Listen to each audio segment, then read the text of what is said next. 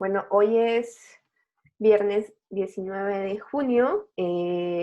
Vamos a tener, ya solo nos quedan 3 sesiones de clases, ¿no?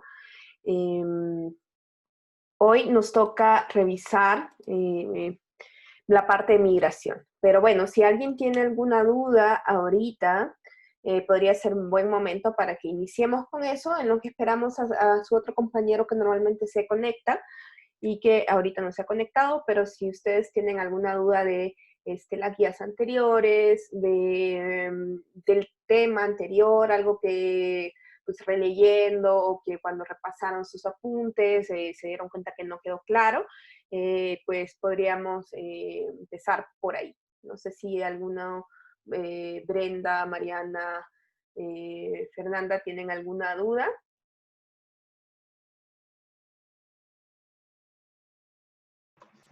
No, yo no, Ana, gracias. Gracias, Brenda. Bueno, entonces vamos a empezar con la parte de migración. Voy a empezar a compartir mi pantalla y vamos a ver esta parte de migración, que ya es nuestra sexta unidad. Entonces, este es de la parte de la ecuación compensadora, pues ya estudiamos mortalidad, ya estudiamos natalidad y fecundidad, y pues hoy nos falta hablar un ratito de la migración, ¿no? Ustedes tienen que hacer una lectura, además de, esto lo van a hacer ustedes por su cuenta, que es una lectura que me parece sencilla, pero muy clásica, muy fundamental, que es la de Masi, Pren y ahí se me fue ahorita el otro nombre, del autor del 2009, que es una historia de cómo se ha configurado el sistema migratorio entre Estados Unidos y México, que me parece además que ustedes como mexicanos pues deben de estudiar esa parte de la historia de México que tiene que ver con la relación con Estados Unidos y el tema migratorio, ¿no? Entonces, vamos a empezar a hablar aquí de los elementos básicos. Algunos de estos elementos básicos ustedes los pueden encontrar en Venti. Como saben, yo siempre les traduzco de otros lados, les tomo apuntes de otros lados para complementar eso y de esta manera construir esta presentación que les voy a hacer hoy, ¿no? Entonces, ¿qué es un migrante, no? Nosotros vamos a tener diferentes criterios para establecer la cualidad de migrante, ¿no? Uno de los elementos fundamentales para establecer a una persona migrante tiene que ver con el nacimiento, ¿sí? Nacimiento nos permite establecer a migrantes absolutos, ¿no? Los migrantes absolutos son aquellos que no residen en el lugar donde nacieron, ¿no? Entonces, yo no sé si ustedes son migrantes absolutos, ¿no? Obviamente yo soy migrante absoluta, porque no nací en México y resido en México, ¿no? Yo nací en El Salvador y eso me hace migrante absoluta, ¿no? Ahora, es muy interesante estudiar este criterio, pero ustedes imaginarán que esto trae como muchos problemas, ¿no? Imagínense, yo llevo acá 12 años, ¿no? Entonces, bajo otros criterios, pues yo ya soy una residente de este país y entonces, y además, cuando yo mido simplemente el lugar, solo comparo el lugar de residencia actual con el lugar de nacimiento, pues además de que me puedo perder muchas cosas, también puedo perderme cosas que han pasado entre esos dos momentos que yo estoy observando. Imaginemos que yo me regresé a El Salvador, ¿no? Y me regresé, pues, un día antes del censo, supongamos. Y entonces yo ya estoy ahí en El Salvador y entonces me dicen, ¿usted dónde nació? En El Salvador. ¿Dónde reside? En El Salvador, ¿no? Claro, entonces eso no tomaría en cuenta toda esta experiencia de vida que yo he tenido afuera de mi país de residencia, donde yo viví en otros lados. O sea, yo allí, pues nadie se dio cuenta que me fui y vine, ¿no? Entonces, cuando nosotros utilizamos el criterio de nacimiento, probablemente nos estamos perdiendo una buena parte de estas migraciones múltiples, de múltiples tránsitos y el retorno, ¿no? Y el retorno mismo. Incluso podemos pensar en una persona que nació en un lado, que luego vivió en un país y luego en otro país. O pensémoslo también incluso dentro del país, ¿no? Personas que viven en un estado, luego en otro estado y así. Entonces, hay otro criterio que lo utilizamos más y que nos da más cuenta de la movilidad de la población, que tiene que ver con la residencia anterior, ¿no? Y ahí entonces el gran problema es definir qué es residir, ¿no? Normalmente tenemos que establecer espacios temporales, ¿no? Por ejemplo, ustedes se van a dar cuenta, y ahorita ya vamos a revisar un poco los cuestionarios de cómo se preguntan estos temas cuando los queremos estudiar. Y entonces vamos a ver que normalmente se abre alguna ventana temporal para decir, bueno, usted hace 5 años, ¿dónde residía? ¿No? O en algunas ocasiones se pregunta directamente por la residencia anterior y la duración de la misma. Es decir, usted antes de vivir acá, en este lugar, dónde vivió y hace cuánto vivió ahí. Veamos entonces.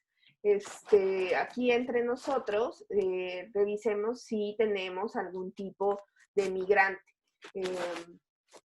¿Cuántos serían? Vamos a ponerlo acá, así de cuántos migrantes. ¿Alguno de ustedes es migrante absoluto? Es decir, que no reside, pensemos, pongámoslo en términos de estado, ¿no? Que no residan en el mismo estado donde nacieron.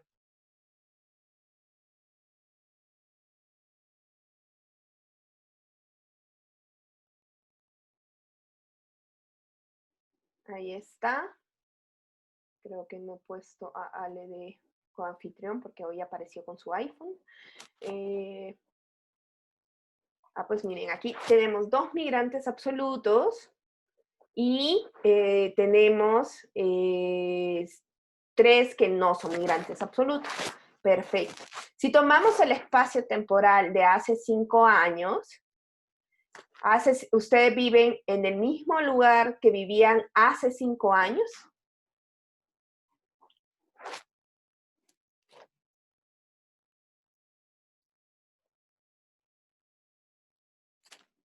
Tengo aquí algo en el chat.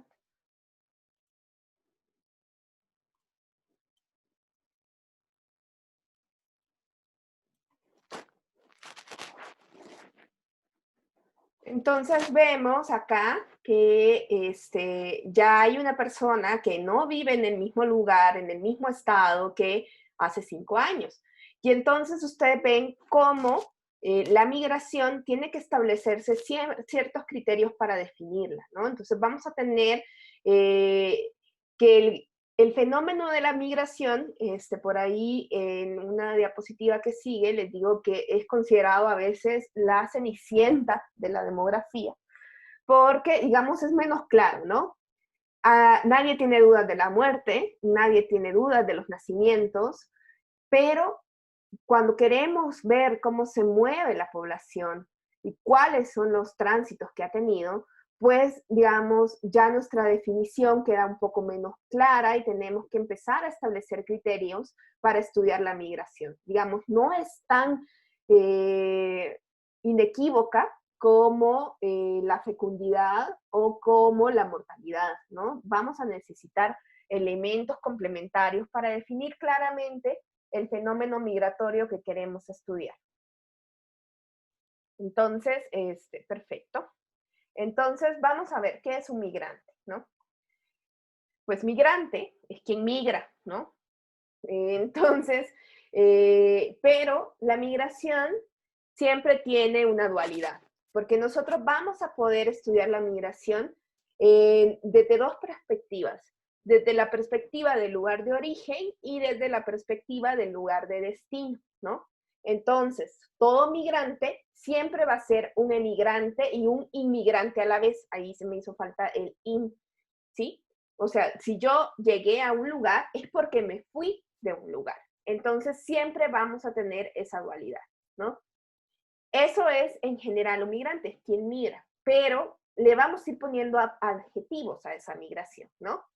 Y entonces podemos hablar de migrantes nacionales o internos si nosotros los estudiamos adentro de un país o de una región, ¿no? Eso es lo que nosotros conocemos como migración interna, ¿no?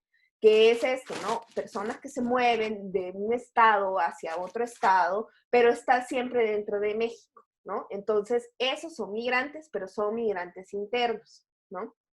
Si se migra una sola vez, eso se conoce como migrantes primarios y más veces secundarios, ¿sí? Eso puede ser, por ejemplo, gente que ha tenido diferentes tránsitos y a lo mejor se fue moviendo de espacio a espacio, ¿no? Hasta llegar a su residencia actual. Y luego, según la temporalidad, que nosotros vamos a manejar la categoría de reciente o no reciente. Normalmente, lo reciente incluye 5 años, ¿no? Por eso yo les hice la pregunta ahorita de hace 5 años, ¿no? Entonces, la temporalidad casi siempre se mide en este esquema de 5 años, ¿no? Como todo lo que hacemos en demografía, que es tan importante, los grupos quinquenales, y que además esto tiene implicaciones con el estudio de otros fenómenos demográficos, ¿no? Luego, según su carácter reiterado, ¿no? Hay algunas cosas que nosotros vamos a llamar como migración en cadena o migración gradual, que esto es gente que, supongamos, se va moviendo de un espacio a otro espacio, ¿no? Y ahí les puse la cancioncita de Tres veces mojado de los Tigres del Norte como un ejemplo, ¿no? Que es un poco cómo le dicen a los salvadoreños que llegan de Estados Unidos.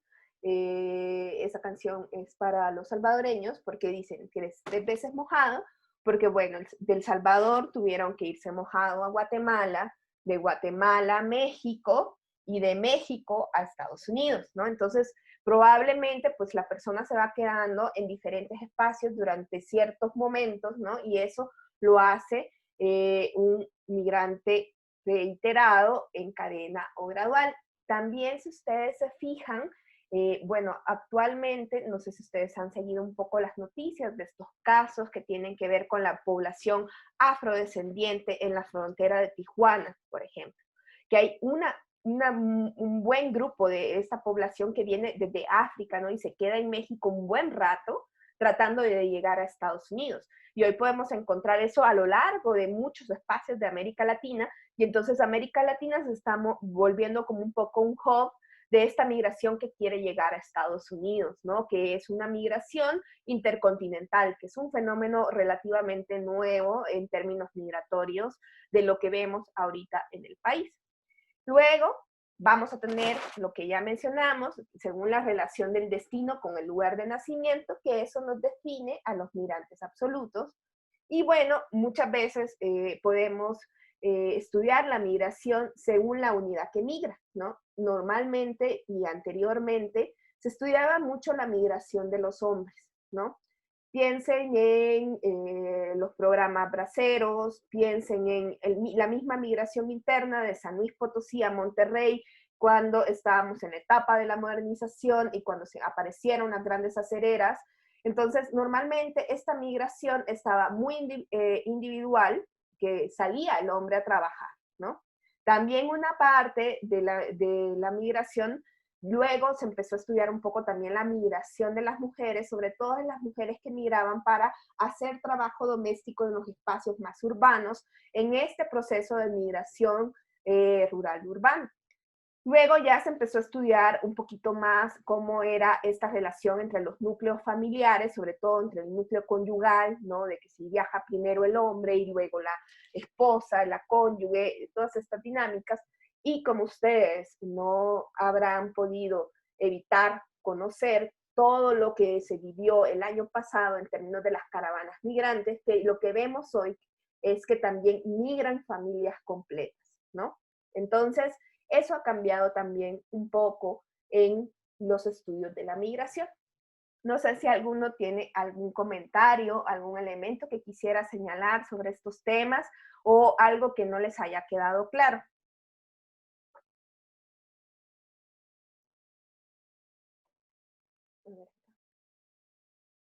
¿No? Perfecto. Entonces, se van a sacar 10 en esa guía de migración, todos. Entonces, lo que les comentaba, ¿no? A diferencia de la fecundidad, no fecundidad, y la mortalidad, no es solo en términos de magnitud, sino que también en la naturaleza del proceso. La migración implica moverse a través de algún límite definido geográficamente con la intención o el resultado de cambiar el lugar de residencia normal, ¿sí? Eso es muy importante porque vamos a tener que definir qué es residencia normal y los límites que estamos estudiando, ¿no? Como les decía, nacer y morir es completamente inequívoco, pero una migración va a depender de las unidades espaciales definidas geográficamente, que son divisiones civiles que hemos acordado a partir de instituciones de nuestros espacios físicos como, como los estados, como los municipios, como podemos hacer ese tipo de cambios, ¿no? Una persona puede ser un migrante para el analista que busca cambios en la población a nivel de provincias o a nivel de estados, pero no un migrante, pero puede al mismo tiempo no ser migrante para quien esté estudiando, por ejemplo, migración internacional, ¿no? Entonces eso vuelve a este fenómeno un poquito más complejo, pero al mismo tiempo más rico. Y como ustedes se imaginarán, nosotros que estamos desde las ciencias sociales, la migración quizás es el fenómeno donde nosotros tenemos como más que decir, porque no es un fenómeno biológico, aunque algunos por allá dirán de que pues está el gen a migrar, ¿no? Como pues un poquito como que piensan que somos como los pajaritos, ¿no? Que en cierta época del año tienen el instinto de migrar, entonces hay gente que piensa que pueden haber componentes biológicos para migrar, pero bueno, digamos, eso no está comprobado o no está tan claro, pero sí, digamos, es un fenómeno social, ¿no?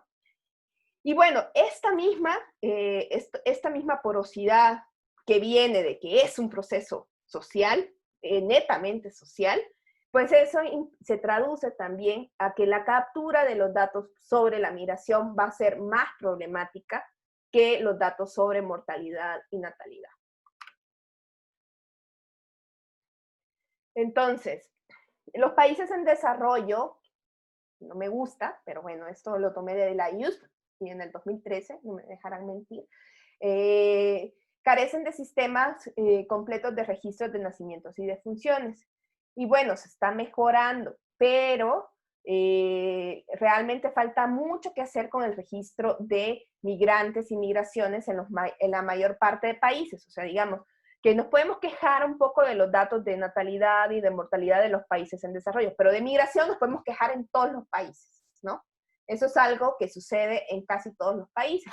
Además, existen como razones muy específicas que va a hacer que los migrantes estén subrepresentados en los censos y en las encuestas. Ustedes se pueden imaginar la parte del estatus legal, hay también buena parte de residencias temporales, sobre todo en estos fenómenos de migración gradual o escalonada, donde los migrantes van en su tránsito y se van estando temporadas de 5 o 6 meses, ¿no? En otros espacios en los que logran ir avanzando hacia su destino, ¿no? Y pues también está la xenofobia, ¿no? Y entonces, esto va a implicar que esto le añade complejidad a la información que nosotros podamos obtener sobre la migración. No sé si alguno de ustedes tiene algún comentario o algo que decir. Yo nada más algo así rápido para aclarar. Un migrante absoluto puede tener las otras características. Por ejemplo, puede ser migrante primario, migrante reciente, Sí. etcétera, ¿no? Ajá, ok. Gracias. Sí, digamos, no son excluyentes estas definiciones. Gracias. Ujú.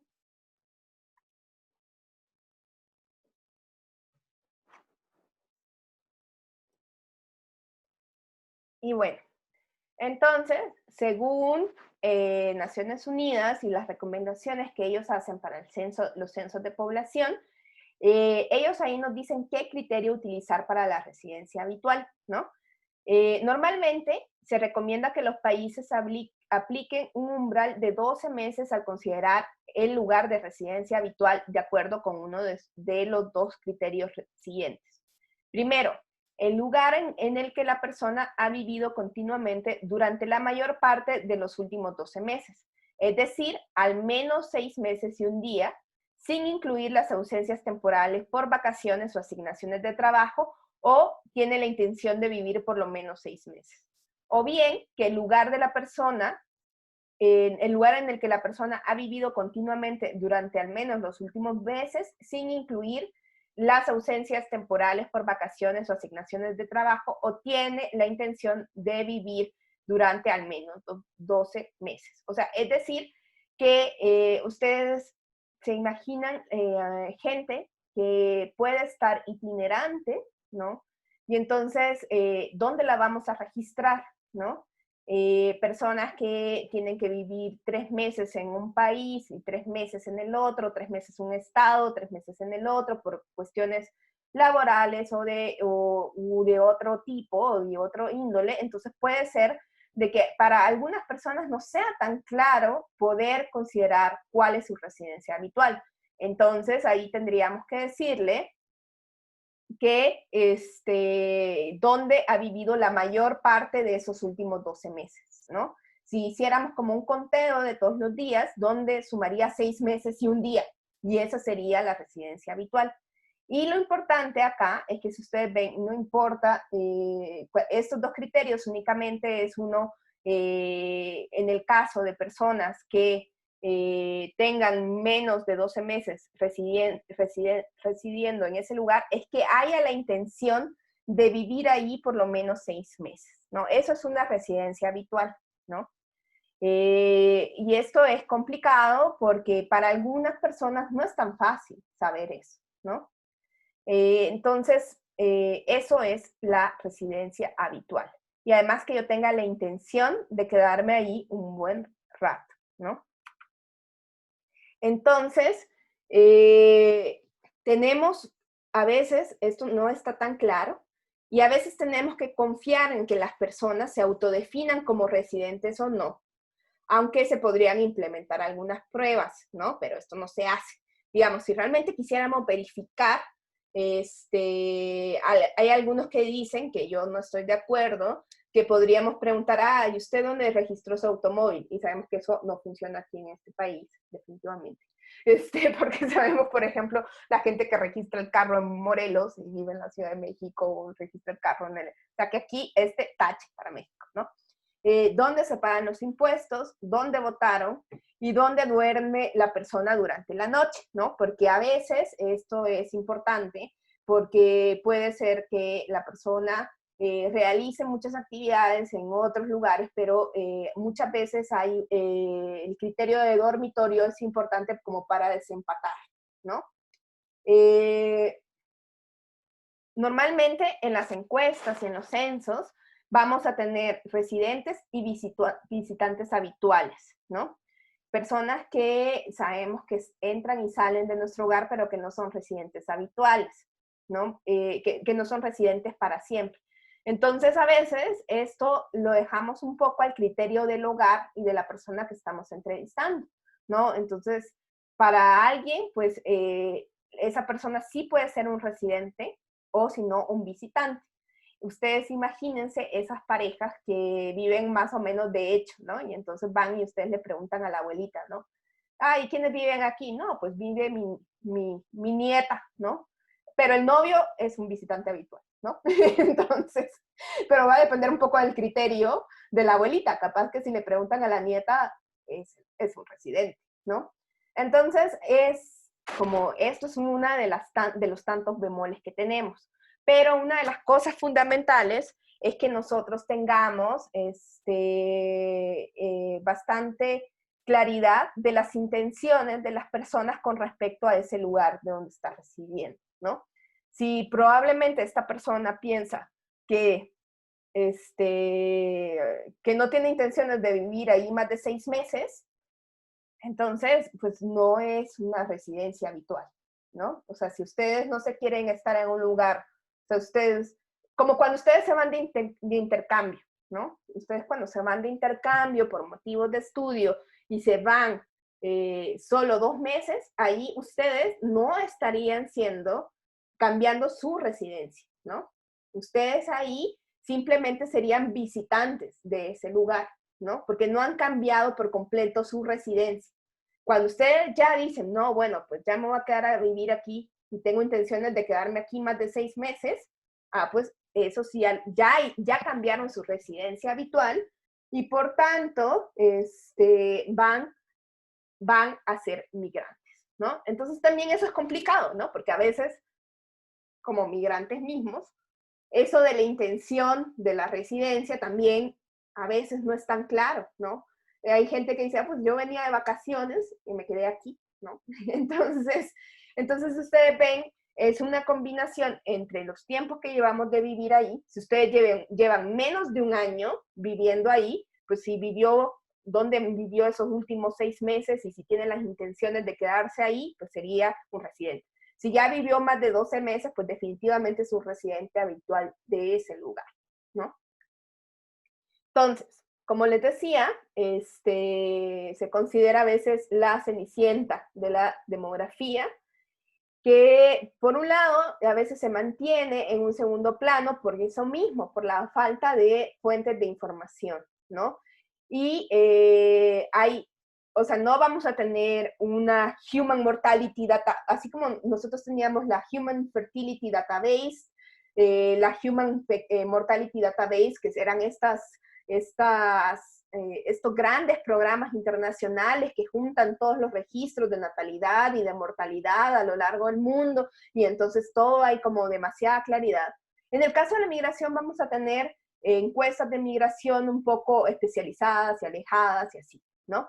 En México, una de las encuestas más importantes que ha habido es el proyecto de migración mexicana, el Mexican Migration Project de Douglas Massey y Alarcón y Durán, que empezó en 1987.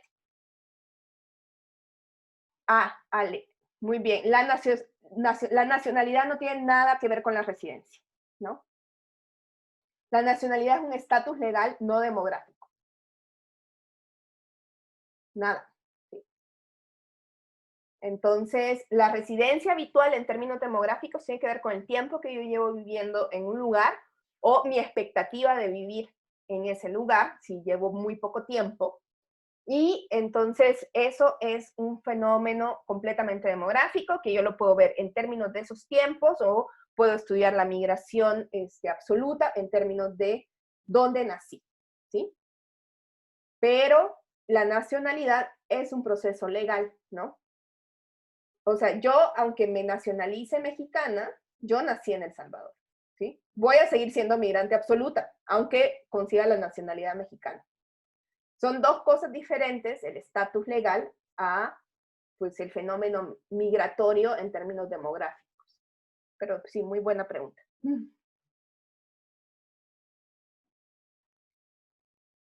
Y bueno, entonces les comentaba, ¿no? Que vamos a empezar a ver un poquito de cómo se estudia la migración en las encuestas, ¿no? Entonces, vamos a ver este de acá, se los voy a pasar, que se ve ahí un poco viejito, pero este es el Mexican Migration Project, que luego fue tan exitoso que se hizo el Latin American Migration Project, que esta es una etnoencuesta, ¿sí? Es una etnoencuesta, es decir, que tiene elementos de encuesta, pero también tiene mucha información etnográfica y de corte cualitativo, ¿no? Entonces, este es uno de digamos, bastante importante, ¿no? Empezó en el 82. Acá la contraparte está en Guadalajara, en México. Si ustedes ven, es un proyecto binacional. Aquí a un ladito también vamos a tener el Latin American Migration Project, que ustedes ven, oh, ya está más nuevo. Y ahí podemos ver el resto de países que también están en el LAMP, que entonces lo que se hace acá es que se entrevista tanto a la gente que está se entrevistan cosas de las localidades de origen y del destino. Entonces, este es un proyecto súper rico porque rara vez nosotros estudiamos la migración desde la perspectiva del origen y del destino de manera simultánea. Es súper difícil también por eso estudiar la migración. Ustedes imagínense entonces, porque una cosa es estudiar al mexicano que migra y llegó a Nueva York, por ejemplo, entonces yo estoy estudiando al mexicano desde Nueva York, ¿no? Desde todo lo que yo estoy viendo en Nueva York, ¿no? Pero este mexicano viene de un lugar, viene de una localidad específica, ¿no? Entonces, ¿cuáles son las condiciones que en esas localidades hace que estas personas migren, ¿no? Entonces, estudiar de manera binacional es súper complicado y este es uno de los proyectos bastante ambiciosos, bastante buenos. La información es muy interesante y además esta idea de la etnoencuesta es también súper importante, ¿no? No tiene representatividad, por eso es una etnoencuesta, digamos, para todos los migrantes. Lo que yo estudié con el Mexican Migration Project está delimitado hacia las comunidades de origen de los migrantes que se estudian. Entonces no es que vamos a lograr estudiar todos los orígenes de los mexicanos, ¿no? Sino que se estudia la migración de un grupo de mexicanos específico que residía en cierto tipo de comunidades en México y que llegó a ciertos espacios de destino en Estados Unidos, ¿no? O sea, que sí tiene sus limitantes, pero digamos es de las pocas fuentes de información donde podemos estudiar origen y destino, ¿no? Eso es súper importante y súper... ¿sí ven mi presentación? Sí. Sí. Sí, es que como me fui de un lado para otro, es que hoy estoy probando otra configuración de la computadora. Bueno, otras encuestas de migración lo que hacen es que, así como nosotros teníamos, ¿se acuerdan que en la ENADID y todo eso hablamos de las historias de embarazo, que nosotros decíamos, va a haber una tabla donde en cada línea hay, esta persona es, bueno, aquí hubo un embarazo, se le perdió, y así, ¿no? De cada persona tenemos una tabla de cuántos embarazos habían, y cuántos llegaron a término, cuándo fueron, todos esos, y que podíamos hacer entonces las historias de embarazo y también dijimos que se hacían las historias de nupcialidad. Pues muchas encuestas de migración también suelen incluir historiales completos de migración, ¿sí? Por ejemplo, son todos estos procesos migratorios que existen.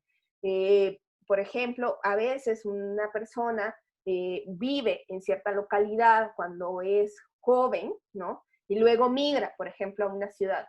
Luego de esta ciudad se mueve para otro estado, de este estado se mueve para Estados Unidos o regresa, ¿no? Y entonces se van haciendo también las historias migratorias de a dónde ha vivido la gente. Esto se puede hacer con la EMIF, no con la EMIF, sí, con la ENVI, con la encuesta de viviendas y de hogares, que también se llama MEX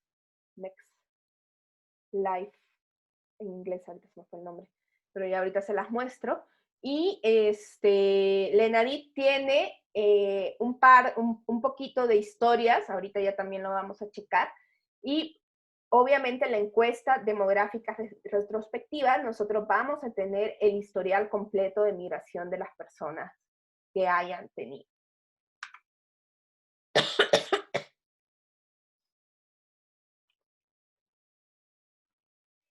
Entonces, a veces necesitamos información de la residencia en algún momento específico en el pasado, como cuando yo les decía hace 5 años, ¿no? Esta información se recopila muy a menudo, además del lugar de nacimiento. Si ustedes se fijan, en muchas de las encuestas es una pregunta de cajón preguntarle a las personas dónde nació, ¿no?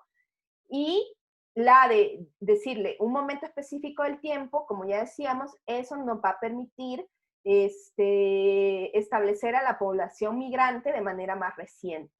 El punto del tiempo especificado es generalmente 5 años, como ya les comentaba, pero, y como vamos a ver también que así se hace en la INADIR, a veces se utiliza el periodo de un año. A veces algunas personas nos dicen que para que la gente tenga como mayor claridad, un poquito, ¿no? A veces hay que asociar ese momento con un evento memorable, ¿sí? Como el censo anterior, y en el supuesto de que la cobertura de ese censo anterior fue en gran parte completa, ¿no? O sea, si ustedes lo están haciendo como hace 10 años o hace 5 años, probablemente decirle, a lo mejor, o sea, yo no voy a hacer tanta la asociación de los eventos que suceden en mi vida, si les digo yo directamente, ustedes en 2015, ¿dónde vivían? Entonces, es como demasiado abstracto, ¿no? Entonces, a veces, si se establece de que ustedes dicen, 2015, ¿qué cosa importante pasó en 2015? Pensemos, que haya sido como un parteaguas en México.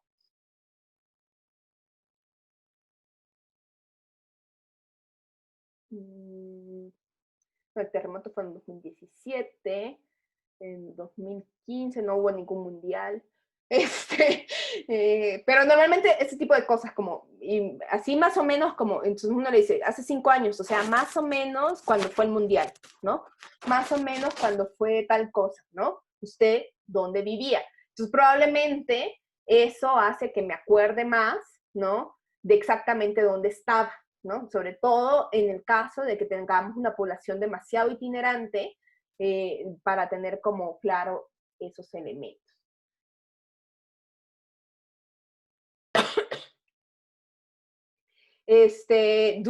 Por un lado, cuando nosotros, por eso ustedes van a ver que en la ENADIT se utilizan 2 tiempos. Se utiliza hace un año, o sea, el año anterior, y hace 5 años. Cuando yo amplío mi espacio temporal, voy a estar ampliando el número de migrantes que estoy recogiendo, ¿no? Tengo más información sobre los migrantes porque pues, son todos los migrantes que pudieron moverse durante 5 años. Obviamente voy a tener más población y la voy a poder estudiar, ¿no? Pero eso al mismo tiempo, por un lado, hace que pierda algunos movimientos intermedios y digamos como la porosidad de esa migración en años específicos, ¿no? Entonces, por lo menos acá en México, que siempre va a la delantera de todo, pues se pregunta en la ENADIT hace 5 años y también se pregunta hace 5 años para que se puedan hacer los 2 elementos, ¿no? Entonces, otra manera de preguntarlo es a partir del lugar de residencia anterior. Y esto hace que tengamos claridad de el último movimiento, ¿no? Entonces, el lugar de residencia anterior. Eso, aquí yo ya no pongo elementos que me van a constreñir cuándo fue la migración. No le voy a decir, hace 5 años usted dónde vivía, sino que antes de vivir aquí, usted dónde vivió, ¿sí? Y, sí, pues mire, yo aquí, antes de vivir aquí, pues vivía en San Salvador, ¿no? Entonces contesto, pues yo vivía en San Salvador, muchas gracias. ¿Y hace cuánto fue que vivía usted? En el 2008, va, pum, ¿no? Entonces, ya después yo como investigadora puedo recortar y quedarme con los movimientos de cierto tipo, ¿no? En ciertos momentos puedo hacer mis cortes, pero digamos que aquí queda siempre registrado el último movimiento, ¿no? Pero eso también tiene sus problemas metodológicos, porque se imaginan, vamos a tener también personas que han migrado muchas veces en muy corto tiempo y personas que migran muy poco, ¿no? Entonces eso también es a veces problemático.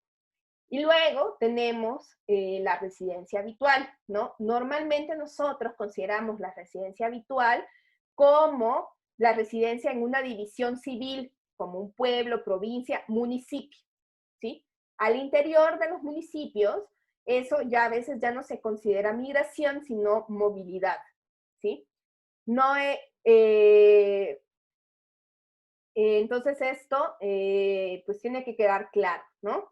Porque bueno, yo les puedo contar que yo sí me mudé aquí, incluso dentro de mi misma colonia, yo me mudé de el edificio 40 al 46, ¿no? O sea, eso para mí puede ser claro, cambié de residencia, ¿no? Porque el espacio físico es otro, pero en realidad no cambié de residencia. En términos estadísticos para contabilizarme como migrante, obviamente no. El espacio físico, digamos, sí, la casita es diferente, pero yo no me moví del pueblo, o sea, ni siquiera de la colonia me moví yo, ¿no? Sigo estando en el mismo, creo que hasta en la misma JEP, o sea, sí, ¿no? Entonces, eso tiene que quedar claro, ¿no? Porque no es, o sea, como que la mudanza per se no implica que me vuelva migrante, ¿no? Y luego, otros elementos para podernos acercar a la migración tiene que ver con el cambio de la población entre los censos. Ustedes, como bien saben, cuando nosotros vimos esa que hemos pasado volviendo, yo les dije, ¿cuántas veces no vamos a hablar de esta ecuación compensadora? Mírenla bien. ¿Se acuerdan que nosotros pues decíamos de que esto que le hacía falta entre los nacimientos y las defunciones, que no estaba explicando el cambio entre los dos momentos que yo estoy observando a la población y que normalmente esos dos momentos en que observamos a la población son los censos, nos daba la famosa migración neta, ¿no? O tasa de crecimiento social, ¿no? O el crecimiento social que veíamos en clases anteriores. Entonces, eso puede también ser un indicador sobre la migración, ¿no? Porque ahí tenemos, aunque no es una pregunta directa, ¿no? Esto ya no es un método directo porque no estoy contabilizando a la persona que migra, sino estoy contabilizando al saldo de los migrantes, ¿no? Y esto ya se considera un método indirecto, ¿no? Y bueno, acá les traigo un poquito, podrán reconocer la letra de nuestro amigo Belti. Él también define otras características de la migración que son importantes de ver, ¿no? Si nosotros, durante mucho tiempo se estudió la migración en términos de los espacios en los que nos movíamos, ¿no? Y entonces, además de todo lo que ya hemos estudiado, él agrega y que es muy importante, y que además va a ser fundamental para nuestro siguiente tema de la transición demográfica, es hablar de estas migraciones que pueden existir entre los espacios, ya por sus características de urbanización, ¿no? Entonces, ustedes van a ver que van a oír hablar de la migración rural-rural, ¿no? Que es alguien que vive en un espacio rural y se muda para otro espacio rural, ¿no? La rural-urbana, la urbana-urbana y la urbana-rural. Durante mucho tiempo, sobre todo la B, que es la rural-urbana, fue sumamente estudiada, ¿no? Por todos estos procesos que habían de modernización y de urbanización que hubo a partir de los años 50, ¿no? Entonces esta fue así como importantísima, ¿no? Todos los estudios acerca de informalidad, por ejemplo, hacían referencia, se volvió una de las migraciones más importantes, digamos, sobre todo en términos nacionales, ¿no? A veces cuando estamos estudiando adentro de los países es cuando hacemos sobre todo esta diferenciación. No se hace tanto entre países, ¿no? Entre países, pues simplemente estudiamos migración internacional. Es raro que nosotros estudiemos estos procesos entre rural y rural a lo largo de países, ¿no? Luego, nos dice que también, ya también nos señala, según el tipo de unidad administrativa, que puede ser interna, internacional o municipal, ¿no? Acá también nos menciona un poquito sobre esta migración en cadena y gradual, según la relación del destino con el migrante, ¿no? Este es importante porque nos define en muchas ocasiones a la migración de retorno, ¿no? Ustedes piensen que ahorita, además del retorno, es uno de los grandes temas en México, ¿no? A partir de la llegada de Trump. Y entonces, esto hace que, ¿cuál es mi relación que yo tengo en términos del destino, ¿no? Si regreso a mi lugar de nacimiento, se considera migración de retorno. Si el individuo es emigrante respecto de su lugar de nacimiento, es decir, si su residencia actual está fuera del lugar de nacimiento, eso se llama simplemente migración absoluta o de toda la vida, ¿no? Que eso también ya lo habíamos estudiado. Y según la relación del destino con el migrante. Si luego de una migración anterior el individuo regresa a su lugar de nacimiento, este se denomina migración de retorno. Aquí estoy repitiendo lo mismo, perdón, según la unidad que migra, ¿por qué está dos veces? Y según la unidad que migra, que era lo que decíamos, que podíamos estudiarlo de manera individual o con unidades domésticas, ¿no? Entonces aquí un poquito para que vean de dónde lo saqué, para que vayan a leer a Belti, ¿no? No se les olvide. Entonces vamos a repasar un poquito, aquí deshice unos cortes de la ENADIT, pero bueno, antes que nada quiero saber si hay alguna pregunta, algún comentario, algo que no haya quedado tan claro antes de que empecemos a revisar los elementos de la ENADIT.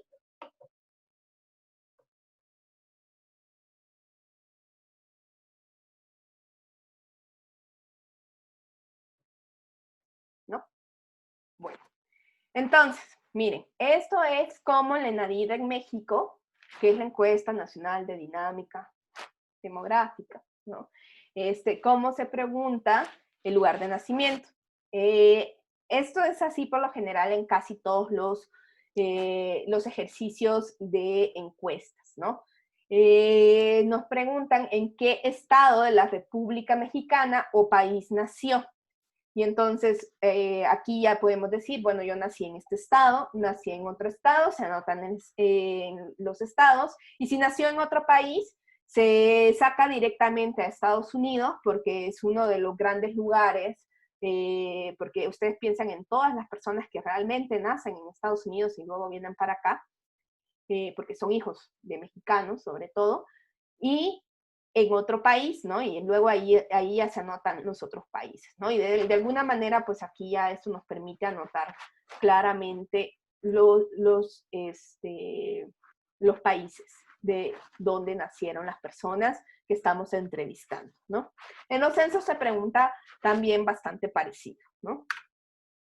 Y como yo les señalaba, en la ENADIT vamos a tener primero que hacen preguntas primero, para saber dónde vivía una persona hace un año, pues al menos esa persona tiene que tener un año, porque hace un año no existía, ¿no? Entonces, esta pregunta está en términos de las personas que viven en los hogares que tienen un año cumplido y más, ¿no? ¿Y qué cosas se preguntan en la ENADIT a estos migrantes?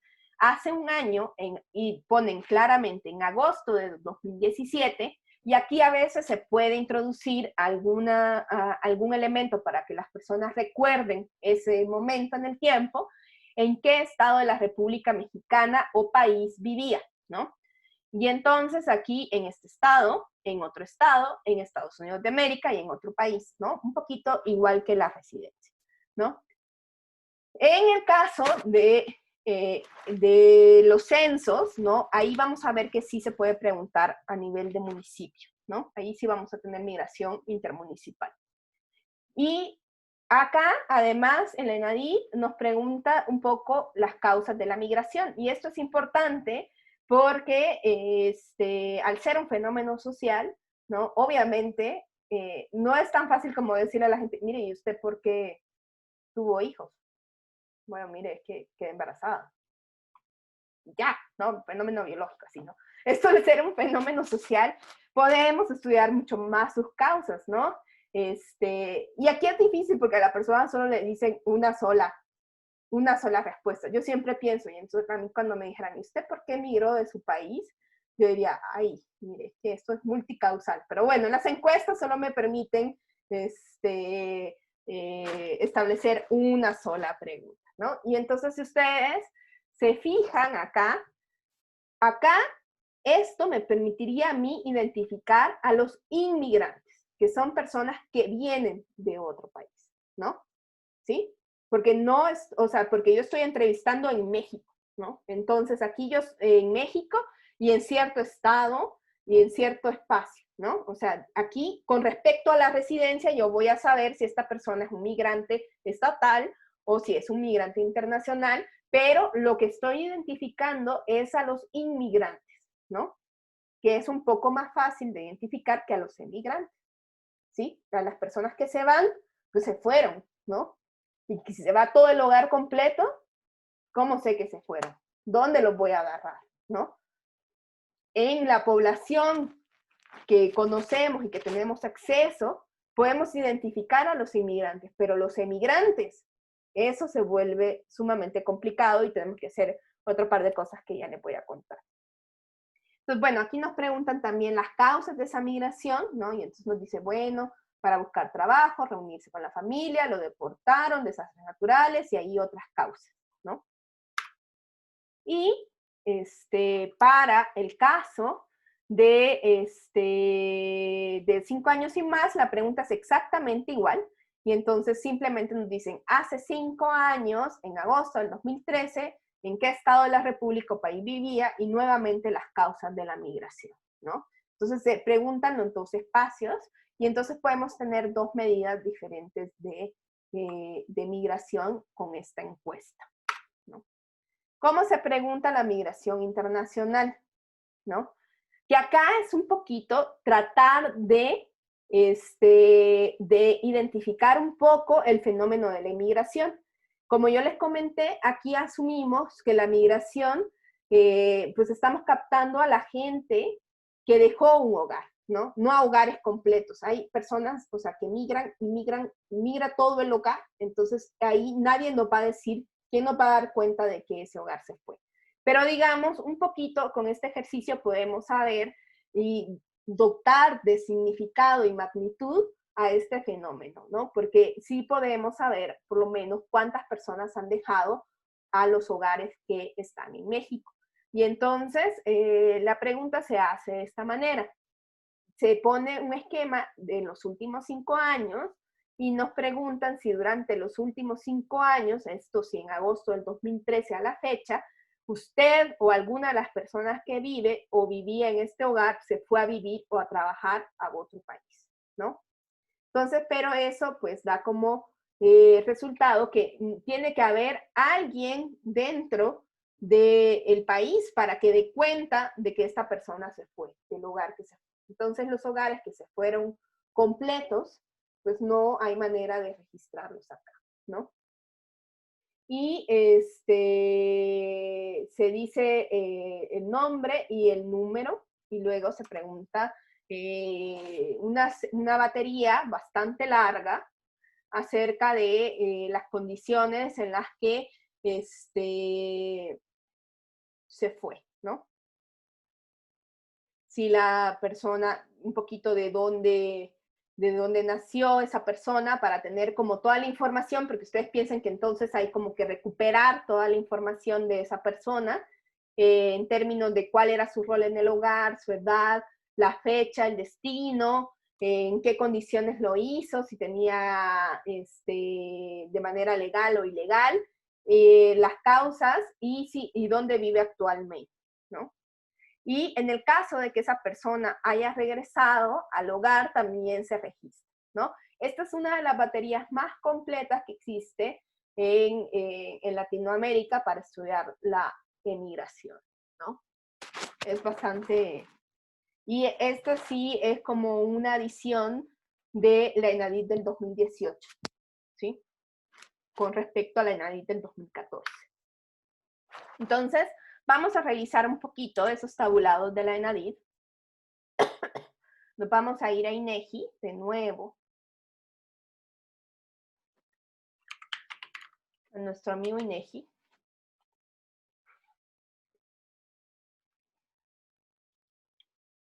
a datos, programas, encuestas en hogares,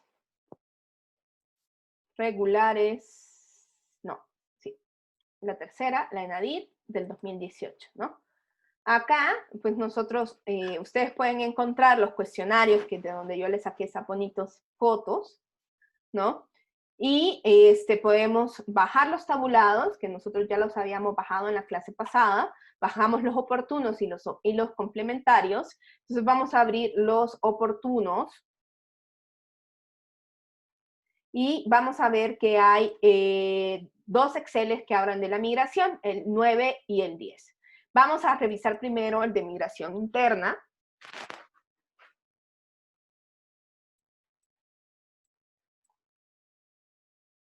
Que en este caso pensemos que en el caso de la migración interna, ahí suponemos que el país es un sistema cerrado.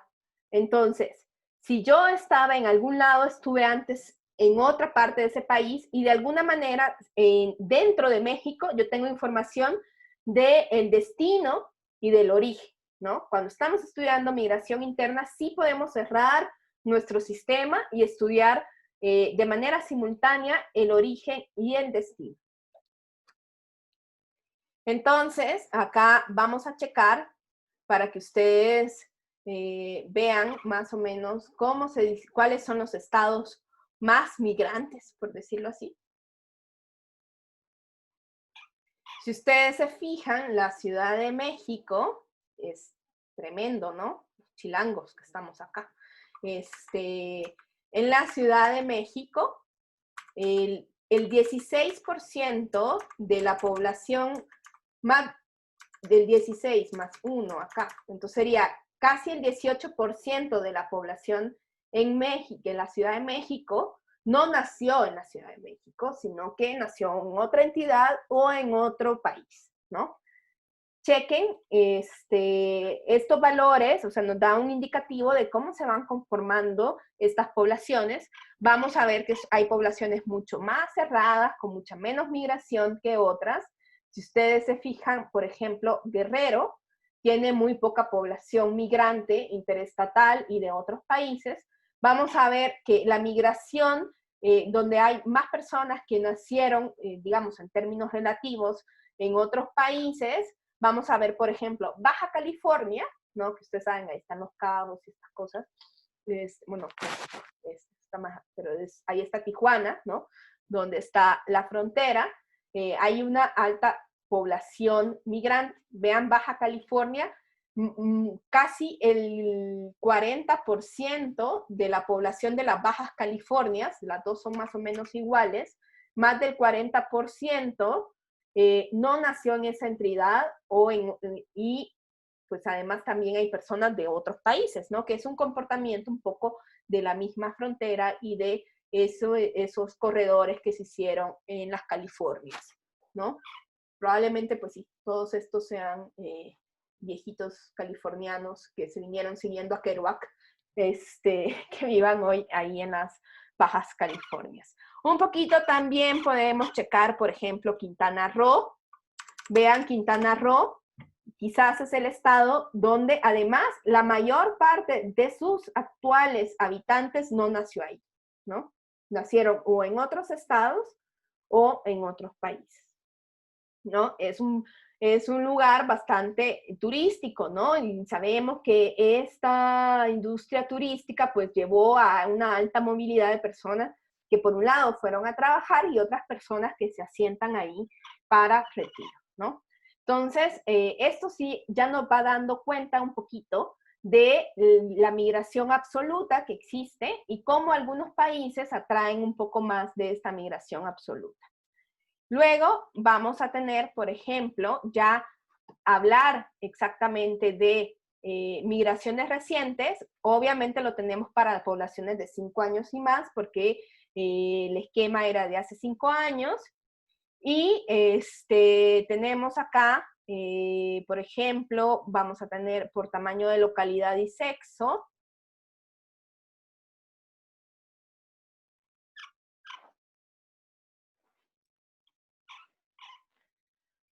ahí, ¿cuántas personas migraron en los últimos 5 años en México? ¿No? De manera interna, ¿no? Entonces vemos que hay un movimiento más o menos cercano del 3% de la población que son migrantes internos y un 0.4 que son migrantes internacionales, ¿no?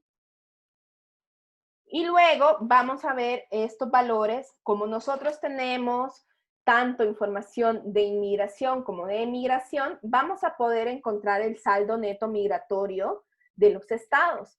Y esto, porque yo voy a restar a los inmigrantes y emigrantes. Y acá se ve claramente esto que decíamos, que todo migrante es un emigrante y un inmigrante a la vez. Si ustedes se fijan, obviamente a nivel cerrado de todo México, tenemos que el saldo neto migratorio es 0, ¿no? ¿Por qué? Porque toda persona que migró de manera interna dentro del país es un emigrante en su lugar de origen y un inmigrante en su lugar de destino, ¿sí? Entonces, pero lo importante de estudiar el saldo neto migratorio es que nos dice más o menos cuáles son los estados que atraen más que otros, ¿no? Algunos datos acá que están en rojo significa que las precisiones estadísticas no nos permiten decir tanto acerca de los estados, ¿no? Porque probablemente son poblaciones más pequeñas. Pero ustedes chequen entonces acá cuáles tienen los valores más altos y más bajos. Si el saldo neto es negativo, eso significa que estamos hablando de un estado que está netamente expulsando a su población. Y si el saldo neto es positivo, que está atrayendo a más gente. ¿Por qué? Porque si esto es negativo, si ustedes se fijan, es porque los emigrantes son más que los inmigrantes, ¿sí? Se va más gente de la que llega, ¿no?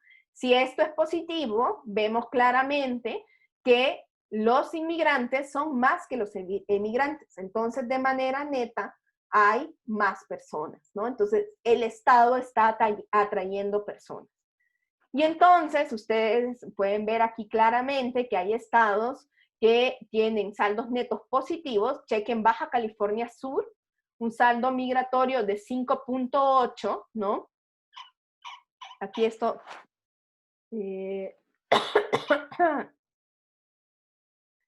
está en porcentaje de la población. Entonces, 5.8 y porque pues en Baja California Sur llegan muchos inmigrantes, ¿no? Mucha gente se queda ahí en la frontera de Tijuana, hay muchas comunidades internacionales, hay mucha porosidad, hay incluso gente que vive por ahí, ¿no? En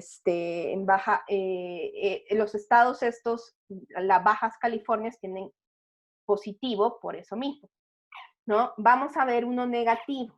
Veamos cuál, por ejemplo, Veracruz. Se va mucha más gente de la que llega a vivir, ¿no? Entonces, eso es lo que nos dice este cuadrito de saldo neto migratorio. No sé si alguno tiene alguna pregunta al respecto. No, yo no. Gracias, Brenda. Bien. Entonces, vamos a revisar también, ay, qué calor. Un poquito, vamos a revisar la header. Estas están las especiales, porque quiero que vean esa parte de, no sé si la header está aquí. Header. Creo que tiene su sitio especial la header.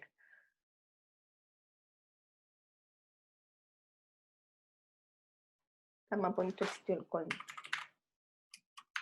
La header 2017. Aquí está, la encuesta demográfica retrospectiva. Entonces, ustedes checan acá el cuestionario. Es un cuestionario, digamos, un poco más raro de lo que estamos acostumbrados, porque si ustedes se fijan acá,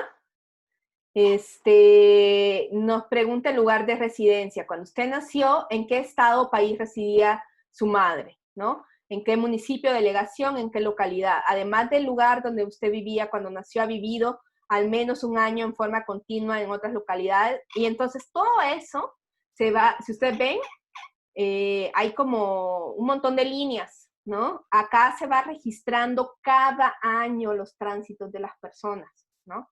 Es una encuesta sumamente compleja de analizar, tiene sus bemoles, pero es muy rica porque podemos tener como todas las historias de cómo la gente se fue moviendo, ¿no? A lo largo de los espacios, ¿no?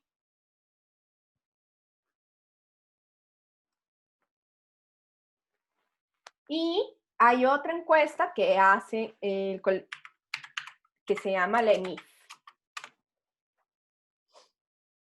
que son las encuestas que hace el Colegio de la Frontera Norte, que se llaman, son de dos tipos, EMIF Norte y EMIF Sur. ¿Qué hace esta encuesta? Esta es una encuesta que llamamos de flujo, no de personas. Nosotros vamos a poder cuantificar aquí los flujos y tránsitos de la gente. Como está en las fronteras, esto es un poco diferente a lo que nosotros hemos venido estudiando en migración, porque es más de movilidad en muchas ocasiones que de la misma migración, porque esta nos va a permitir ver cómo funcionan las fronteras, porque a la gente, esta se pone en diferentes puntos de cruce y le hace preguntas a la gente. Y en esos espacios de cruce puede haber gente que se cruza varias veces a la vez en un mes, o sea, o que se cruza todos los días para ir a trabajar. Piensen en los espacios fronterizos, ¿no? Ya vamos a hablar un poquito de estas otras cosas cercanas a la migración que no son migración per se, y que, por ejemplo, personas que viven en Tijuana y trabajan en San Diego, ¿no? Esa persona cruza todos los días para ir a trabajar. Lo mismo pasa un poco en la frontera de Guatemala con México. Entonces, si ustedes quieren estudiar esto, lo pueden hacer a partir de estas dos encuestas, dependiendo de cuál de las dos fronteras quieran estudiar, ¿no? Pero eso sí, o sea, que ahí nosotros tenemos que tener claridad que lo que estamos investigando es el flujo y no a las personas, ¿no? Porque lo que estoy viendo es el cruce, la unidad de análisis es el cruce de la persona, más que la persona misma. Bueno, ¿alguien tiene alguna duda? Y entonces, ¿qué hacemos? ¿Sí? A ver acá, algo. No, gracias. Dice, si quisiéramos medir pertenencia, sentido de pertenencia, híjole, no sé. Eso creo que es cual. El sentimiento de pertenencia sí es un poco más cualitativo. No sé si habrá algunas encuestas que podrán revisar eso. No, ahorita no se me ocurre. La verdad no lo he visto.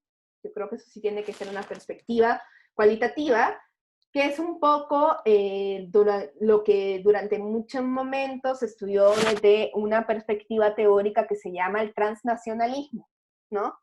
Que pues habla de que la nacionalidad transciende, ¿no? El espacio, ¿no? Y cómo existen estos espacios transnacionales, ¿no? Donde, ustedes no me van a dejar mentir, yo muchas veces a veces digo aquí, estoy yo aquí en México, pero me estoy refiriendo a El Salvador en mi cabeza, ¿no? Entonces eso es un espacio transnacional de mi cabeza, ¿no? Que puedo decir, no, es que aquí, y me estoy refiriendo a El Salvador cuando nada que ver, ¿no?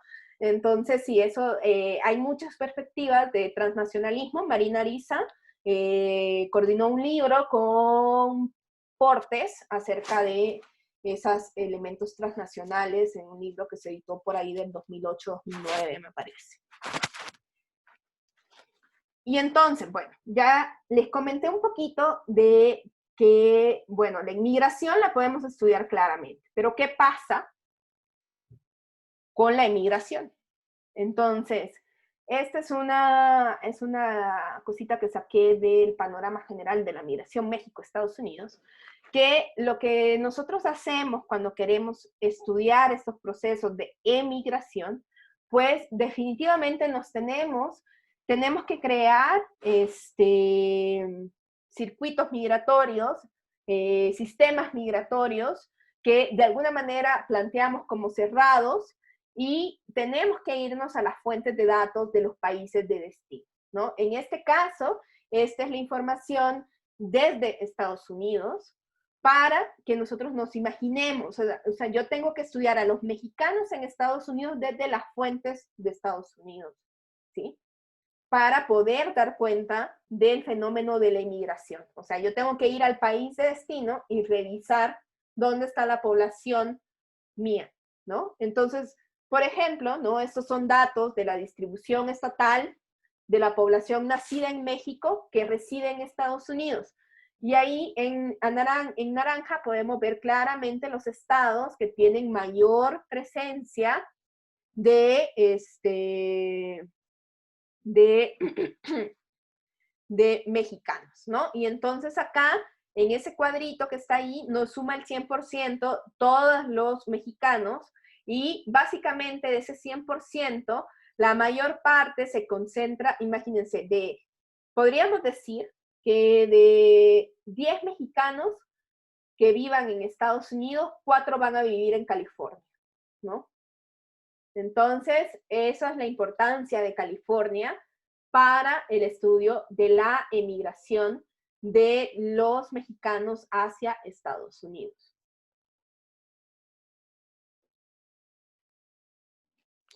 Entonces, eso es lo que tenemos que hacer. Si ustedes realmente, si ustedes lo que quieren es estudiar la emigración a los mexicanos emigrantes, tienen que irse a las fuentes de los lugares de destino. En este caso, entonces, nosotros nos tendríamos que ir, que los mexicanos salen de otros, porque son bastantes, ¿no? Pero otros grupos de otros países no salen tanto, que es la CPS.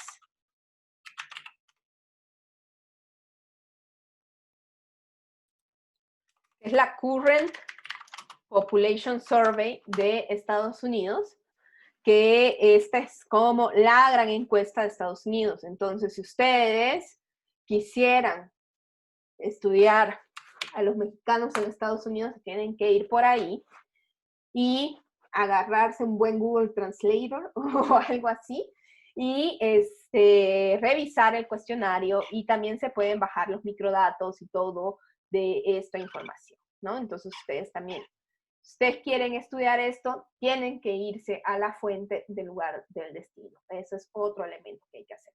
Como ustedes ven, realmente este proyecto que tiene Douglas Massey con el Mexican Migration Project realmente es un proyecto único que permite establecer esos vínculos entre origen y destino en términos de la migración.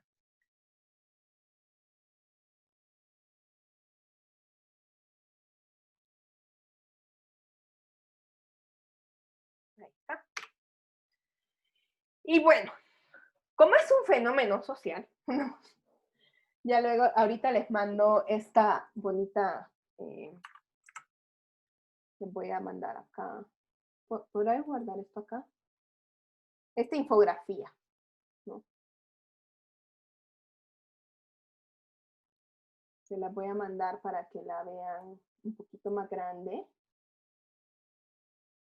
por si no se ve muy claramente en la pantalla.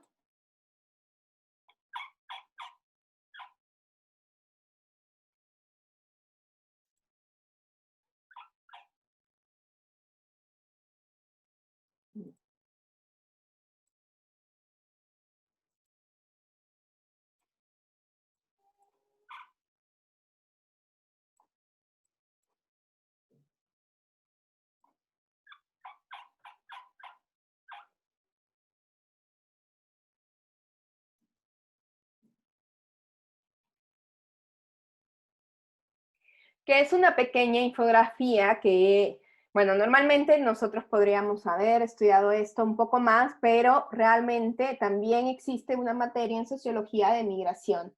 No sé si todavía no, porque ya se retiró esta señora, ¿verdad? Esta, que era la que estaba ahí a la par de mi oficina, ahorita se me fue el nombre. ¡Ah! bueno, había una materia de migración y yo por eso no me metía tantísimo a esto, porque también llevaban una materia de migración. Y esto es una pequeña infografía de las principales teorías que tratan de explicar la migración. Si ustedes ven, bueno, la infografía es un poco europea, porque tiene hasta aquí un grafiquito de europeos, pero las teorías están ahí. Hay una teoría neoclásica que lo que nos dice es que sobre todo las personas están motivadas a migrar en términos de que son individuos racionales que van a buscar maximizar sus beneficios y que por tanto, si tenemos dos países, uno con mejores salarios y que está demandando gente, probablemente pues la gente se vaya por motivos laborales a trabajar. Hay otros de la nueva economía, de las redes sociales, ¿no? Que establecen este papel que utilizan las redes para los tránsitos, ¿no? Probablemente todos tenemos algún familiar que haya migrado. Uno no migra así de la nada, ¿no? Tienes ahí alguna contraparte, alguien te consiguió una contraparte, algún conocido de algún conocido o algún miembro de tu familia que te puede dar como ese primer, o que te puede ayudar a como encontrarte, ¿no? Y ahí eso tiene mucho que ver con el capital social, ¿no? Si tuviéramos más tiempo, si hubiéramos revisado un poquito más cada una de estas, pero si ustedes después, también les puse acá un pequeño, acuérdenme de que esta sí les tengo que subir esta presentación, que es que se ve así como bien feíto, este sitio web así como de GeoCities de 1998, pero es una maravilla, ¿no? Es una traducción de, de un texto de Masi, Arango y demás, ¿no? Ustedes miren, este es muy de 1998. Pero aquí podemos ver un resumen de cada una de las teorías, ¿no? Aquí el neoclasicismo económico, que hay un modelo macroeconómico, la nueva teoría económica de la migración, las teorías de los mercados duales, la teoría de los sistemas mundiales, la perpetuación de flujos internacionales, las de redes, las institucionales, de causación acumulativa, de los sistemas de migración, que es una de las ahorita más usadas, ¿no? Entonces, si ustedes quieren cómo profundizar acá, obviamente, pues no nos da el tiempo para ir para cada uno, o sea, nosotros podríamos hacer, y por eso había una sociología de la migración, ¿no? Toda una sola materia hablando de migración, ¿no? Porque tiene esta complejidad social, ¿no? Mucho más fuerte que los otros fenómenos demográficos que hemos estudiado hasta el momento, ¿no? Entonces, acá podemos ver eso, ¿no? Hay muchas discusiones teóricas acerca de la migración y bueno, ustedes tienen que leer este bonito texto que son nuevos escenarios, que ya no son tan nuevos porque el texto es del 2009. Tengan cuidado cuando pongan la palabra nuevo en un título. Entonces, en los nuevos escenarios de la migración México-Estados Unidos, las consecuencias de la guerra anti-inmigrante, que es un texto bastante claro de Douglas Massey, como ustedes verán, lo he mencionado varias veces, de Karen Pren y Jorge Durán. Karen Pren viene muy seguido a México, ¿no? Iván les puede, es más, yo hubiera puesto a Iván a hablar de la etnoencuesta del Mexican Migration Project, porque Iván tomó el curso que en el Colmex da Karen Pren sobre la etnoencuesta. Iván, ¿quieres comentar algo al respecto? No nos está viendo, Iván.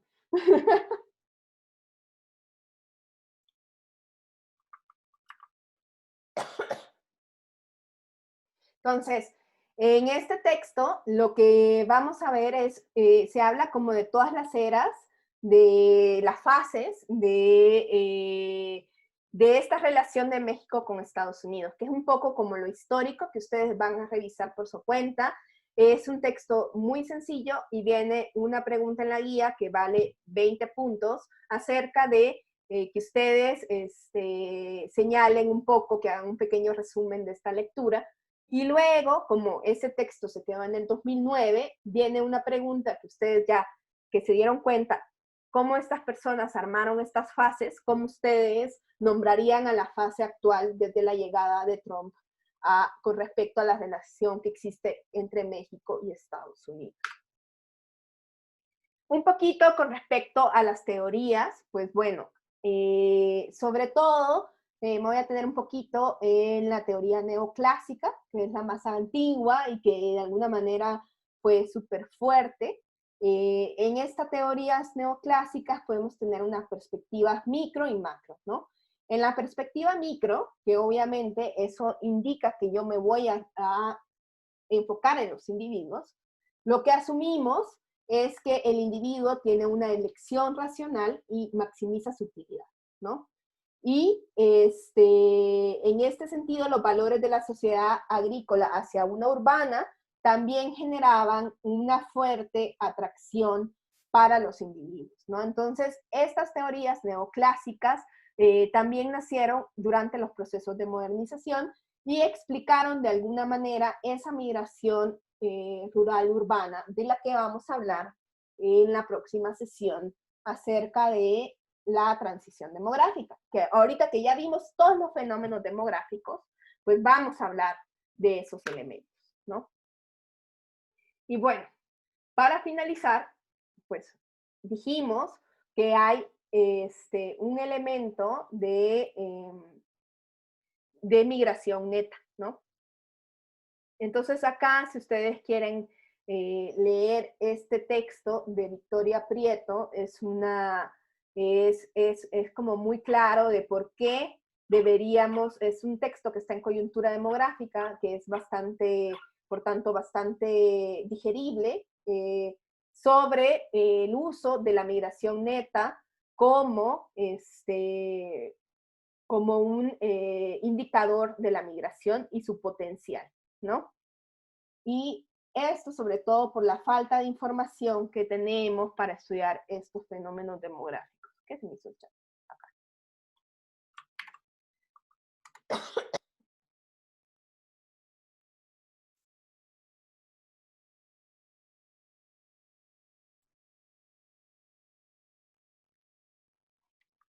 Y un poquito acerca de la migración de retorno, ¿no? Actualmente, digamos, como a partir de finales del 2010, por ahí, la emigración de mexicanos hacia Estados Unidos empezó a bajar bastante y sobre todo empezó a haber mucha migración de retorno, de tal cuenta que en algunos años incluso hemos tenido una migración neta de cero con respecto a ese país, ¿no? Y entonces esto es porque el retorno ha sido bastante masivo, sobre todo con la llegada de Trump y las perspectivas económicas que eso implicó para los latinos en Estados Unidos. Entonces, la migración de retorno se ha vuelto fundamental para el estudio migratorio, ¿no? Y entonces, ¿qué es la migración de retorno? Un poquito ya hablamos, ¿no? De que se trataba de personas que deciden volver a su país en el extranjero, que estuvieron en el extranjero durante un periodo significativo de tiempo, ¿sí? Algunas personas explican de que al menos esta persona tuvo que estar por lo menos 3 meses en el lugar de destino. Entonces, eso es como lo que se estableció, ¿no? Para que ustedes vean un poquito cómo ha sido la evolución de este flujo, acá del prontuario de estadísticas, podemos comparar a los migrantes de retorno de 5 años o más, según quinquenio de retorno y lugar de procedencia. Si ustedes ven en los años 80, la migración de retorno de otros países, pues siempre es más pequeña, pero era como muy poquita, ¿no? Muy pocos mexicanos estaban regresando en los 80. Era más bien un gran boom de gente yéndose, ¿no?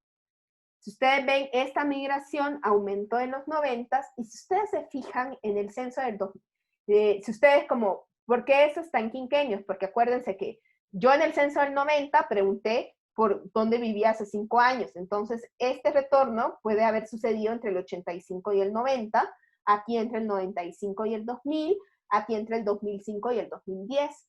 Vean la cantidad de retornados en el censo. En la intercensal tenemos un flujo un poco más pequeño, pero pues no estamos hablando del censo, no es el barrido completo. Entonces, tenemos que revisar hoy cómo está el censo del 2020, que nos va a dar la información del retorno entre el 2015 y el 2020, ¿no? Para ver cuánto ha aumentado este flujo. Pero si ustedes ven, pues es muy dramático el cambio que ha tenido el retorno. Y para que ustedes vean un poquito, estas son las pirámides de población, ustedes ya las conocen muy bien, de los retornados para estos censos, ¿no? ¿A qué edades se están retornando y cómo ha cambiado esto? Si ustedes se fijan, en los retornos en los 80 había más presencia de adultos mayores que en estos. O sea, si ustedes se fijan, en el 2005-2010, realmente personas en edad a trabajar son las que han estado retornando más. Y entonces esto significa que el retorno también tiene sus cambios en términos de perfiles, ¿no? ¿Hay hasta aquí alguna duda?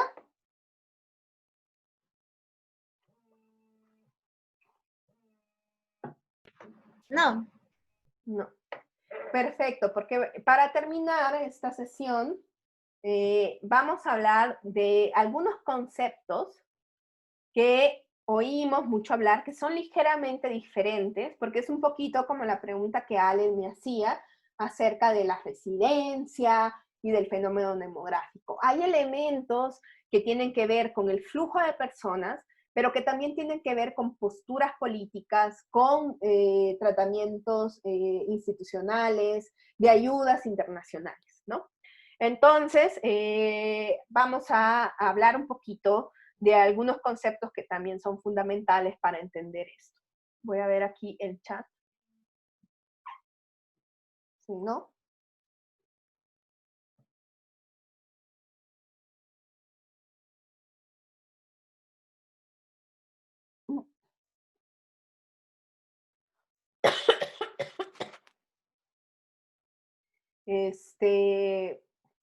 Primero, el concepto de refugiados, ¿no?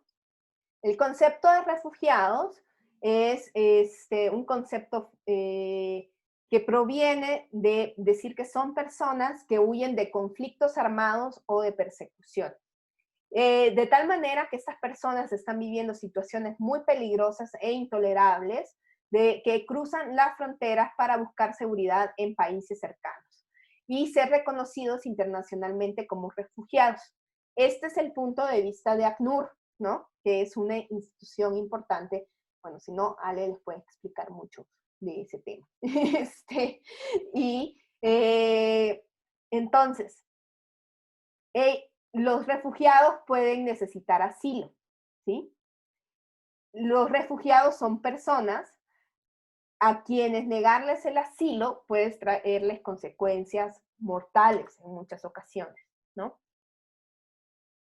Y es un drama realmente importante.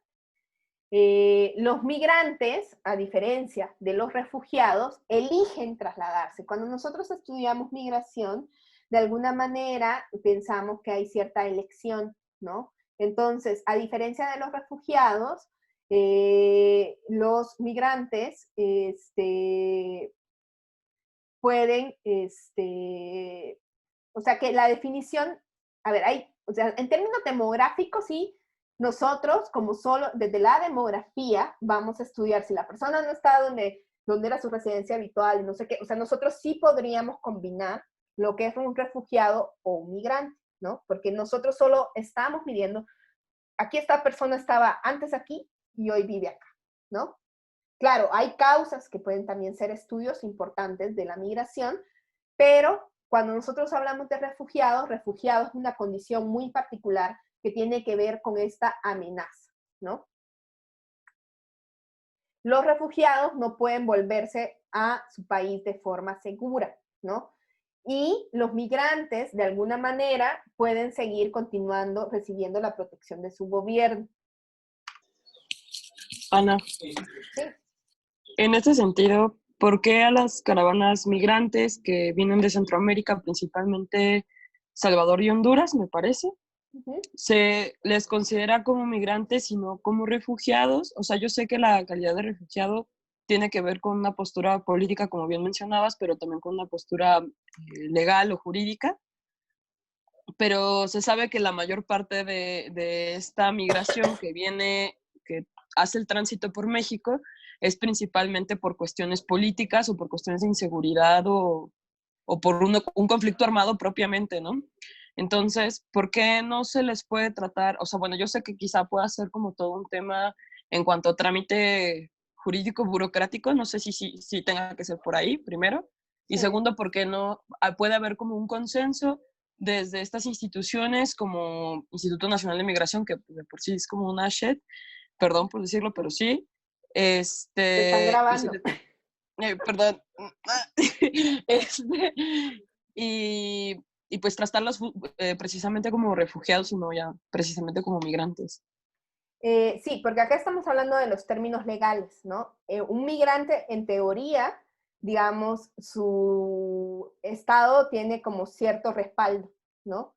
Entonces, de alguna manera, no es que acá, o sea, pensemos como en estados que realmente no tienen ni un consulado ni cosas así. Sí podrían pedir asilos, ¿no? Eso sí se puede pedir, ¿no? Pero en realidad son refugiados. La caravana migrante se pueden considerar refugiados.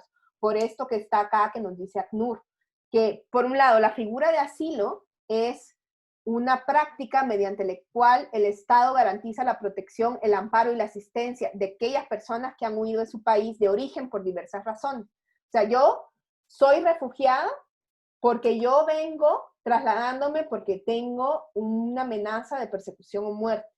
Y eso, soy refugiada independientemente de que el Estado al que yo haya llegado me dé la figura de asilo o no.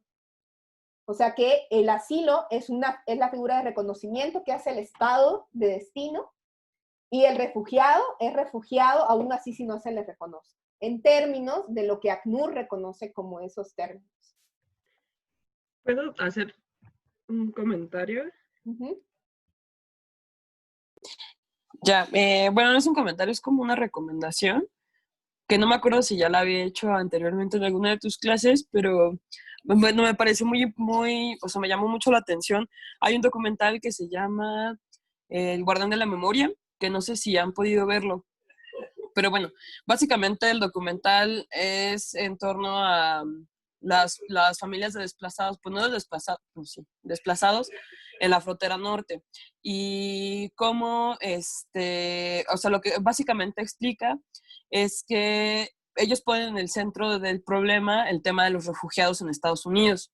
Uh-huh. En un principio, a partir de pues, nosotros con el gobierno de Calderón y ellos pues allá con, que era Obama, ¿no? Entonces, el punto es que lo que ellos mencionan y están tratando como el problema desde un punto de vista de derechos humanos es que básicamente, digamos que no les, o sea, tienen una problemática en tanto que no reconocen su estatuto de refugiados, porque precisamente De asilo, que no les otorgan el asilo. no les otorgan el asilo, ajá, perdón, no les otorgan el asilo precisamente porque no hay un reconocimiento en, de que el Estado mismo, o sea, que en este caso hacen un análisis muy específico de una comunidad en Chihuahua, que creo que se llama Guadalupe, eh, justo el Estado es el que está coludido con el narcotráfico. Entonces, lo que sucede es que, pues, de repente una comunidad de unos, que 10,000 habitantes pasaron a ser, o sea, pasaron a reducirla casi a la mitad, se empezaron a matar gente, y a matar gente, y a matar gente, entonces la gente huía ya. Y muchas de las familias que tratan ahí, que incluso algunas salen en otro documental en Netflix que creo que se llama La piel del diablo o algo así por el estilo, se dan cuenta de la colisión que existe entre Estado y narcotráfico. Entonces, lo que ellos piden es al Estado a Estados Unidos, lo que tratan de buscar es justo, pues, irse de refugiados, pero también el asilo político, pero el asilo no les es otorgado porque no se reconoce en México todavía ese papel de, pues, como atrincheramiento, como guerra, como el hecho de que el Estado reconozca que está habiendo una falta a, pues principalmente al cubrimiento de un derecho básico y mínimo que es la seguridad o la preservación de la vida. Entonces estaban como en esta pugna Y al final el documental termina con que ya con la entrada de Trump, todas estas personas que lograron obtener una suerte de asilo allá, las terminan regresando para México. Entonces, que, bueno, básicamente lo que ellos proponen es que debe haber como una reconfiguración en el marco legal en cuanto a figura de asilo o algo. Es que la verdad es que esos términos los tengo como un poco vagos, pero si alguna vez... Son complicados porque sí, el asilo, o sea, el asilo te lo otorgan, pero si te moviste porque andas buscando sobrevivir porque estás en una situación de vida o muerte, sos un refugiado. Aun cuando el otro estado no te lo reconozca, eres un refugiado para ACNUR, ¿no?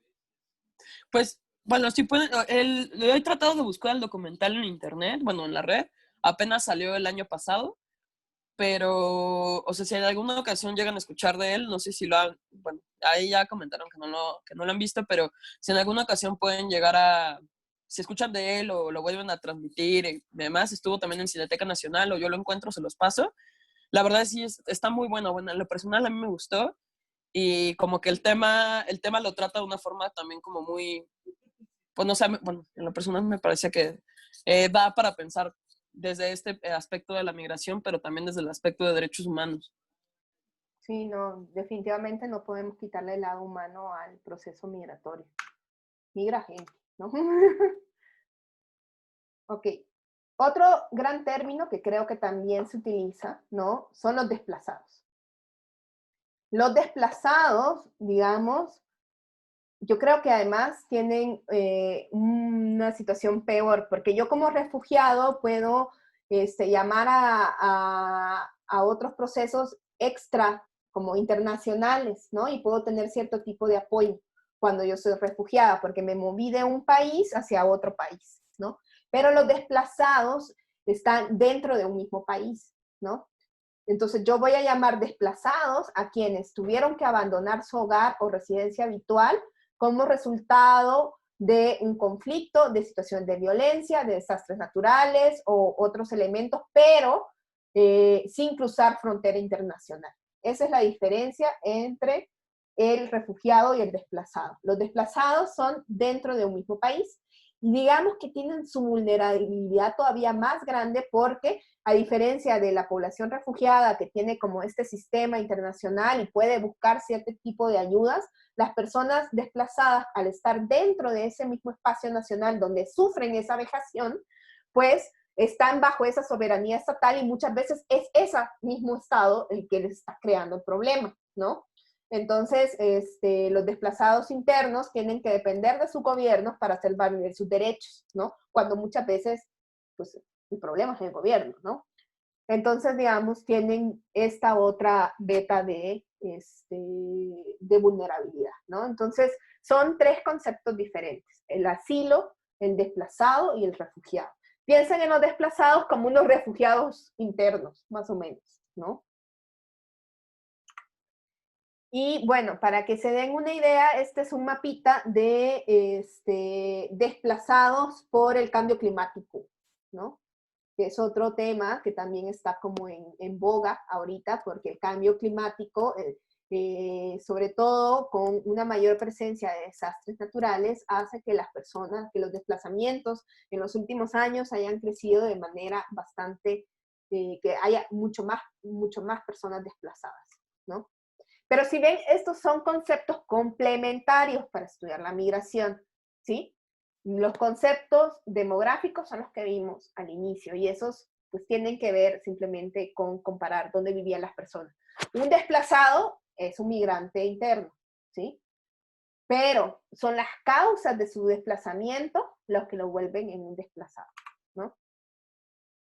Igual lo mismo cuando nosotros hablamos de la migración irregular, ¿no? Esto es un adjetivo también que se le agrega a la migración, porque según la OIM, que es la Organización Internacional de las Migraciones, una migración es irregular cuando me salgo de las normas. Entonces ustedes vieron, el concepto demográfico en sí, yo solo veo, la gente no está donde estaba, pero para poder explicar estos fenómenos, pues vamos introduciendo elementos que tienen que ver con procesos sociales, con procesos políticos, con procesos de derecho internacional para estudiar la migración. Y entonces otro gran tema que se estudia es la famosa migración irregular, ¿no?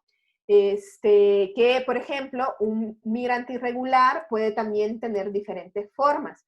Puede ser porque entré irregularmente, puede ser porque se me venció mi residencia, o porque yo esté trabajando y no tengo permiso de trabajar, ¿no? Entonces, hay personas que los migrantes pueden entrar y salir de la irregularidad dependiendo de ese esquema legal, ¿no? Puede ser que yo soy refugiada, entonces, así como la caravana migrante entra de manera irregular a la frontera y luego yo me regularizo a través del asilo, ¿no? Y bueno, acá hay un par de algunos sitios, que estos también están en el sitio del curso, sobre algunas cuestiones que tienen que ver con intentos de hacer como estimaciones globales de migración, un poco interesantes. Y bueno, si ustedes, ya digamos que este sería como lo último de los temas de análisis como más demográfico, y ya vamos a empezar con la teoría de la transición demográfica, que ustedes se van a sentir mucho más en su salsa porque es más sociológico. Y este sitio de acá, y con eso cerramos.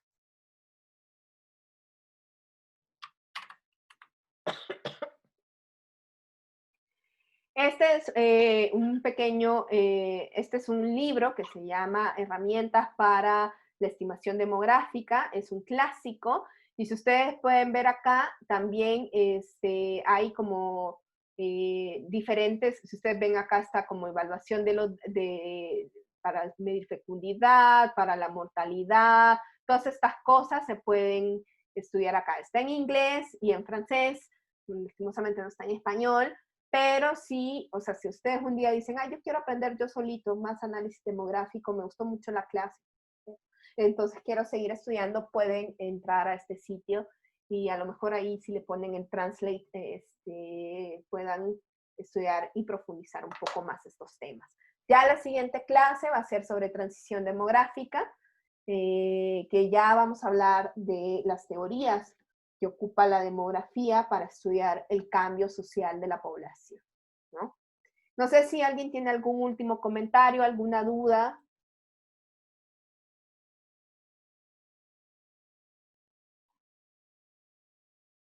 ¿No? Gracias, Brenda. Entonces, nos vemos el próximo viernes. Ahí tienen su guía 5, tienen que leer a Masi, y una lectura muy corta de Claudia Masferrer y Carla Pedersini, que habla de México no como un país de tránsito nada más, sino como un país de destino para cierto grupo de inmigrantes, ¿no? Entonces creo que es como un complemento, es muy corta, es de coyuntura demográfica, y entonces es también en lenguaje sencillo.